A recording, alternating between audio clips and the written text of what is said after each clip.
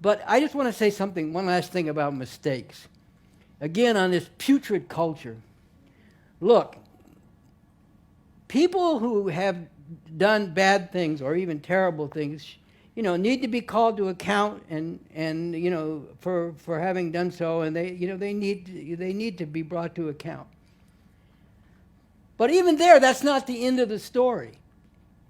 And we have, look, in this revolution, there have been and there are people who've committed armed robberies, people who've committed homicides, people who were veterans in the Vietnam War who committed unspeakable atrocities as part of the U.S. military.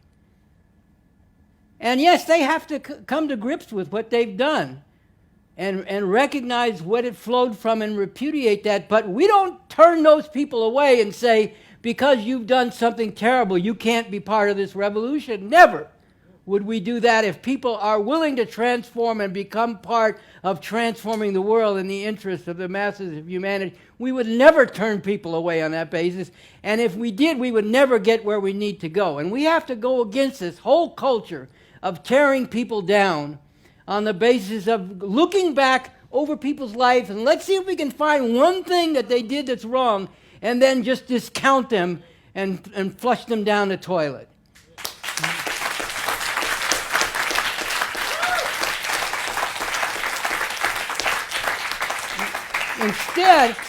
Instead, we should look at the arc of people's life, and where is it going? If you run everybody's, here's a challenge. If you run everybody's life in reverse, is there anybody who can say there's nothing that they've ever done that they're ashamed of or feel really bad about? Think about it.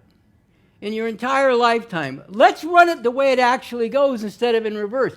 What's the arc of people's life? What is becoming dominant in what they're all about? Are they continuing on a path of doing terrible things, or have they gone on a different path? Even the religious people are better than that.